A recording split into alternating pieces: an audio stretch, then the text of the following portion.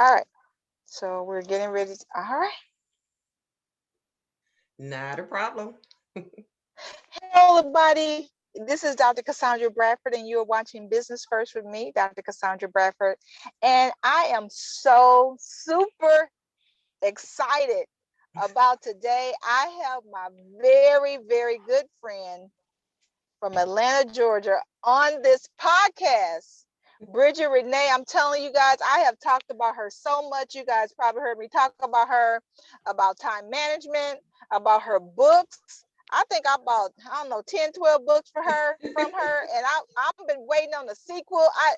This woman is so brilliant. She's an author, she's a speaker, she writes books, she volunteers in her community. She is one of our military veterans.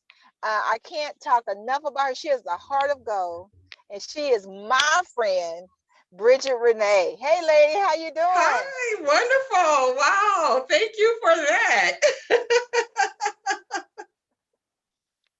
I love Well, you it. could have stopped me when I told a lie. I didn't tell any lies. That's why you let me keep going. Okay, okay. Well, sometimes you gotta pat yourself on the back. Hey. So how you doing, lady? How you doing? am doing wonderful. I'm doing wonderful today. It's not as pretty as it was like the last few days, but it doesn't matter. I'm still doing great. I'm feeling great, and I'm in the comfort of my beautiful home, chilling. So Bridgette, okay, so I want to get into, I heard Bridgette speak in Atlanta, Georgia. Then she came to the Run Women's Conference 2 years ago. And I'm not going to say it. I'm going to let you tell people your signature talk and what is all about. Well, I actually started off as being like the lunch break hustler because I was at my job, and this is my Whitney Houston story. It's my Whitney Houston story, and I'll tell it real fast because when I got home from, I went to war after 9/11. So when I got home, I went back to corporate America. But you know how you just, after you go to war and your life is like, no, no, no, I'm going to live every day for me, for the things I want to accomplish. And so I was getting some things done, but when I was at work, going into the lunch break room, it was just nothing but gossip. I mean, absolutely gossip. And mostly they were talking about Whitney Houston because Whitney Houston, she had just gotten with Bobby Brown. And then I'm like, okay, no more of this lunch break room. So I went off, got my undergraduate degree. I'm like, oh, okay, let me go back into the lunch break room, see what's up. They still talking about Whitney Houston. Now Whitney and Bobby, they're doing drugs together. They're just losers, just throwing away their lives. Like, okay, let me leave the lunch break room. And then I went on and got my MBA, and then go back into the lunch break room. Finally, Whitney Houston had died. I'm like, well, at least there's no more Whitney Houston story. It's a shame how she left us. It really is. But I'm like, wow, at least there's nothing else to talk about. And then I retired from the Navy Reserves, go back into the lunch break room, and all of a sudden it's Bobby Christina. I'm like, oh, this will never end. It's like it seemed like a never ending saga. But every time I went into that lunch break room, it was just so much gossip, so much negative energy, so much negativity that I just started to use my lunch break to be just more productive. And that's how I became a lunch break hustler. So that's my Whitney Houston story. And I'm telling you, those people, they're still in that same position that they were when I first started going to the lunch break room. They're still complaining, they're still gossiping. No one is moving forward. But I just decided to make my lunch break my most profitable hour of the day because that's the 1 hour of the day you spend at work not getting paid. So I'm like, let me work this in my favor. She said that's the 1 hour of the day you are not getting paid. So what are you doing with that 1 hour? So all right, so Exactly. now Bridgette, now come on now, you got to keep elaborating. You got to keep it because I love it and I'm trying my best not to tell it because I want you to tell it, but I am so enamored with it, right? Which story are you referring to? I'm talking about the lunchroom hustle. I mean, come on now. We got to talk about what do we do in 1 hour. I believe that what you do, when you become an entrepreneur or business owner, Uh-huh. time equates to money, right? And Yes, it so does. when Yes. we're focusing on the vision and the purpose of our life, even if we say, I don't have time to do it, I'm a mom, I'm a wife, I'm a this, I'm a that. You got 1 hour of the day. And I'm gonna tell you, I remember working in corporate America. I ate my lunch at my desk and I took my 1 hour to go to the Broadway. I lived in California, so we went to the Broadway, which is now Macy's, y'all. But we Uh, went shopping, so I used my hour wisely. So if I use that hour to go shopping, why can't I use that hour to complete my purpose or the vision that I'm supposed to do, whether it's to start a business, whether it is to knit a blanket, whatever it is, what am I doing exactly. with that 1 hour? Because I mean, I got my college degrees. I became like a first class. I earned medals, within the armed forces. And I wrote a couple of books during my lunch break Did, because a lot of do y'all times, hear her? Wait. No, Bridget, wait. Bridget said, I wrote a couple of books with my 1 hour lunch break. No, we've been working on that same book for 50 hours. We got a friend of ours that, we've been on her case and she know who she is when she's watching this. You know who I'm talking about. And so Bridget is bragging, friend who's watching. Bridget said she wrote her books, plural. yeah, Wow, Bridget. yeah. Wow. And I tell you, and it had to be done on my lunch break because when I come home, I never did homework at home. I can't do homework at home. Home is just for me, just straight chilling, until I like really started my business and I have like my office behind me, set up. It was all about chilling. I was a non-traditional student at the age that I went, to college to earn my degrees. So home was just, it was my kingdom, my castle. And so I couldn't do anything at home. I had to do it all at lunch because I could just be, selfish that way. But when I focus on time management, and what people don't understand, it's not what you're doing, all about what you're doing with your time, it's what you're not doing with your time.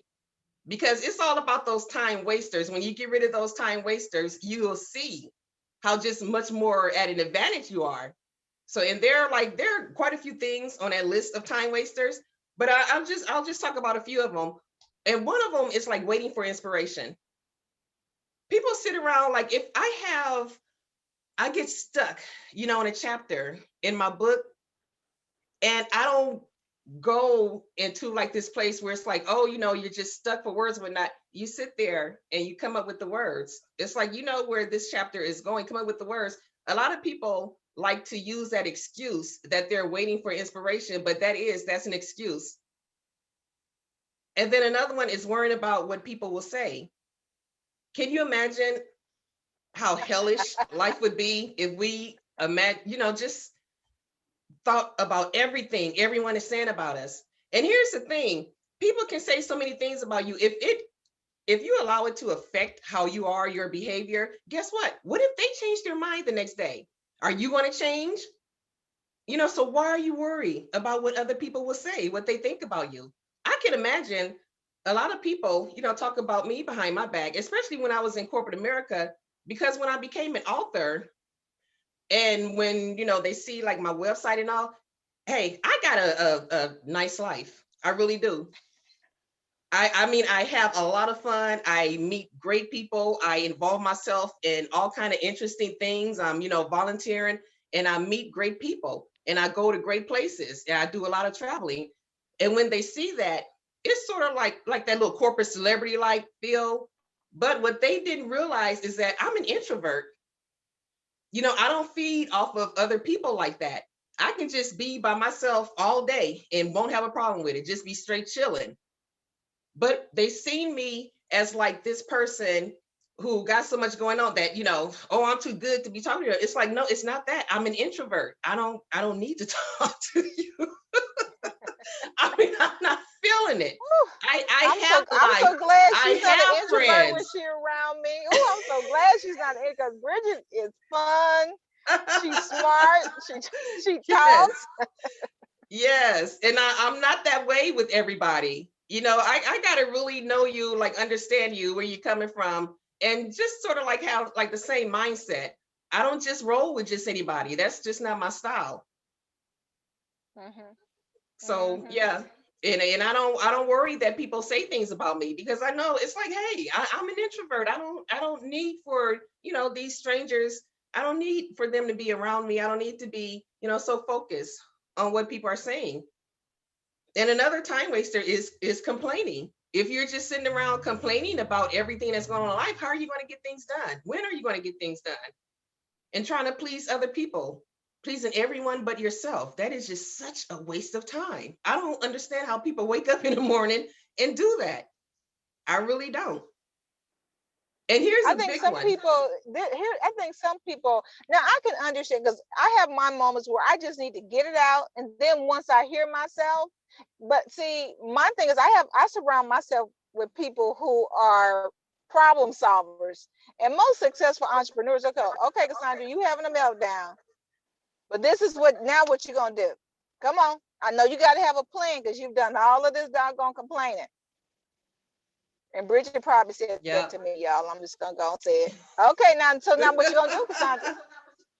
But Bridget, and this happened and that happened, and they must think I'm crazy. And Bridget, okay, Well, okay, so what you gonna do? Yeah, they probably do think you crazy. Okay, so what you gonna do about it? What you gonna do now? it would definitely be a waste of time to beat yourself up. I have to. There are some days where I just forgive myself, because I'll mess up. I won't meet my deadline or something like that. And you know what? The next day I wake up and I forgive myself and I move on, because I want you to look at it like this. Okay, there are 365 days in a year, right? Imagine if you just got write down one thing that you can do per day to get you towards your goal. By the end of the year, in 1 year, you would have done 365 things. Now, you don't think that it takes 365 steps to get to where you want to go, but imagine how far you can go if you just did one thing every day. And I learned how to, I used to write lists. I'll write like a to-do list, but I'm not like to do today, because I have like 5, 6, 7 things on there. It's like, as long as I get them done, we have to stop beating ourselves up when we miss our own deadlines, and just focus on the promises that we make to ourselves. Because if you start a business right now versus you not start a business right now, in 1 year, you're not going to be anywhere. But if you start that one thing a day, in 1 year, you're going to be 365 steps closer to where you want to be. So I Wow, I focus like on not that. the things that, yeah, yeah, that you're doing, think about the things that you're not doing.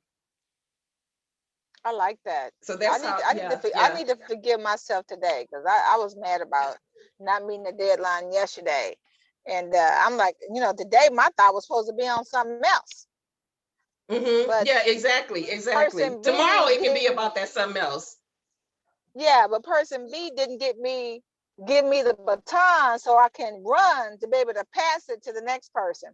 And so now that's going to put me behind. So that was my complaint yesterday, Bridget. I'm Uh-huh. serious. That was my complaint yesterday. I went home and so I complained about it to a friend and he said, okay, well, you still need to get to the finish line. I'm like, I can't stand them. So I was so tired, but I sat up in bed and I said, I'm getting ready to come up with a plan B. And I'm gonna tell you, Uh-huh. that person ain't gonna like because I'm gonna spend my money on plan B. They should have got it to me. And so today is a better place today. Exactly, exactly. And another big one, of course, is comparing yourself. When I see people speak, I'll see like Les Brown or Lisa Nichols. It's like, yeah, that's where you want to eventually be. But if I compare myself where I'm at now to where they're at, girl, I wouldn't get out of bed in the morning. It's like Right, you would right, just go into hiding. You do not compare yourself to people who are 20 steps ahead of you and who've been in the game 20 years longer than you. That's silly. right, Yeah, right. and we do that. That is just such a time waster. We're trying to We get to can that finish line aspire so to. fast. Mm-hmm. Yeah, we can aspire to, but come on now. We can't Yes. be not bewitched or I dream a genie. We can't just snap our fingers and we're standing on the stage next to Les Brown. Now, some people can, I don't know. But come on. Yeah, that takes a lot. It takes a lot of learning. It takes a lot of a lot of failure to get to that point. You know, when I fail at things, sometimes I trip myself. I'm like, you know what? This PTSD thing has gone too far because I'm like, you know, because I laugh sometimes. I laugh and I'm smiling because it's like that was a great lesson to learn. And guess what? I don't have to learn that lesson anymore. So failing is like that's like achievement to me because I Wow. know that I'm not going to make that mistake again. So now, Bridget, now I know we've been talking about things we can do on our lunch break and talking about time and forgiving ourselves and, putting some, but I don't want to run out of time because I'm looking at the clock over here. I have got to know about these books. We have got, because I need to know when you're working on part two of my favorite book that you're now. Bridget has written a few of them. Because she said it earlier. I wrote books, but Yeah, my first baby was Corporate Thugs. I love Corporate Thugs. I was working on my MBA at the time.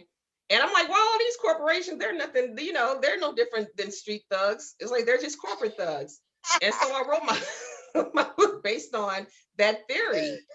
And then I loved writing that book. I loved the feedback that I got. I loved everything.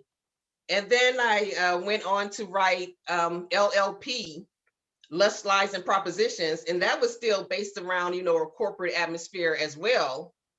And that was like dealing with, politics in the workplace.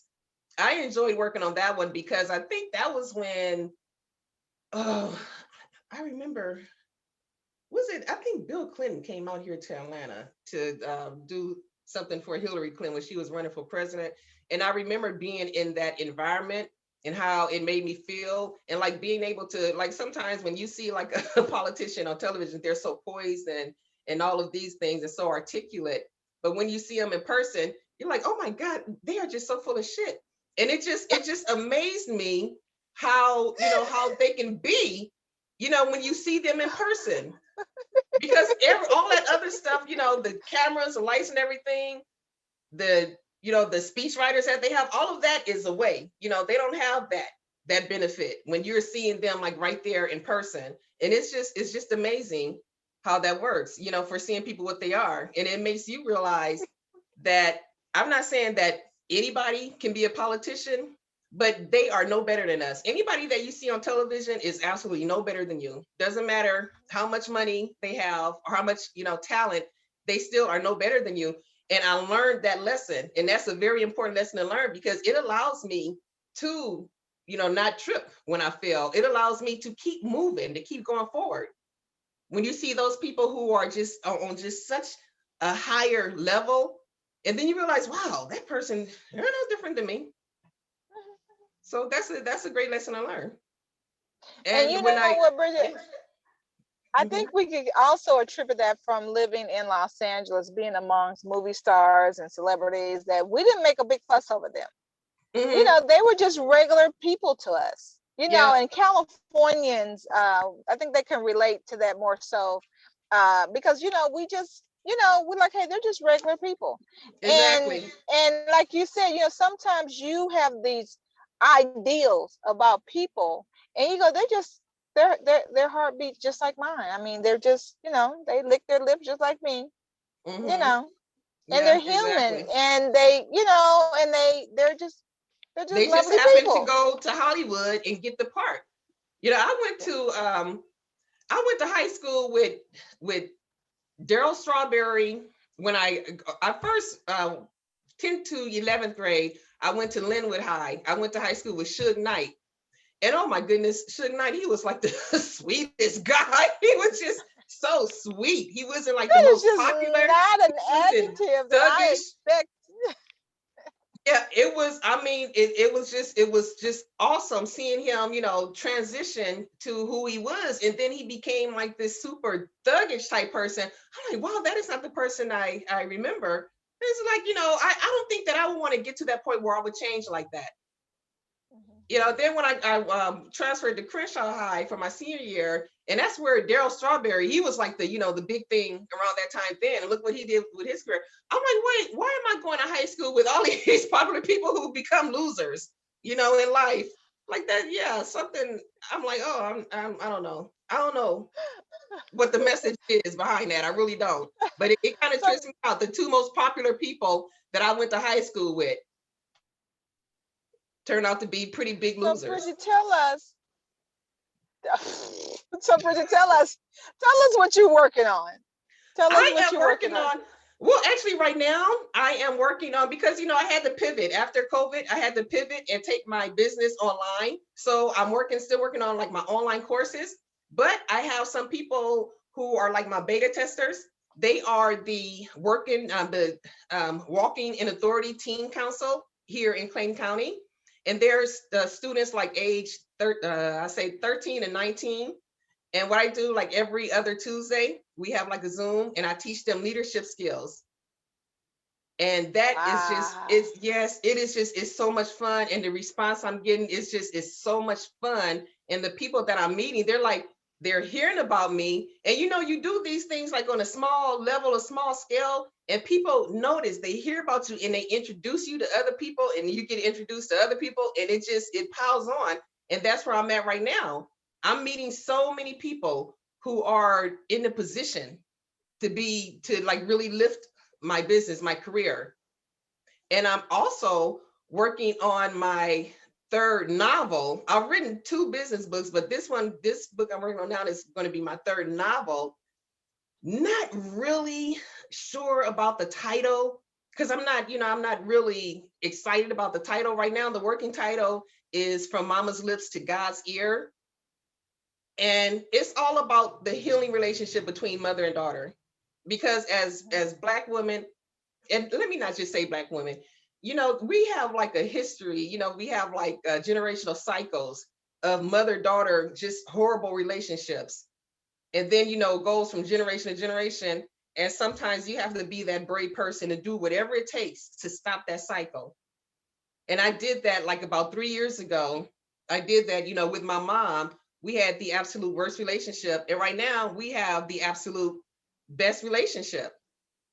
Like coming up, and let me try not to cry, but coming up, my mom like never had a nickname for me, never called me baby or sweetheart or anything like that. Do you know she started calling me that like recently? Wow. Yes, yes. And it's amazing. And I want all women to know that there is some healing, because a lot of times that is what's stopping us from living our best life, the relationship that we have with our mothers. And that's why a lot of women pick the wrong type of man. They are just so in love with the thought of being in love that they just settle for anything. But when you have those healthy relationships, especially the mother-daughter relationship, it changes things. It really does. It changes things. It frees you. I no longer have any guilt. I'm not holding anything in. I don't have to lie about anything or anyone. So that Wow. is, This yeah. that's good. That's gonna be good. I'm loving your book, so I can't wait for that to come out. So I see that we are running out of time. I love talking to Bridget, because Bridget always got something cooking in the furnace.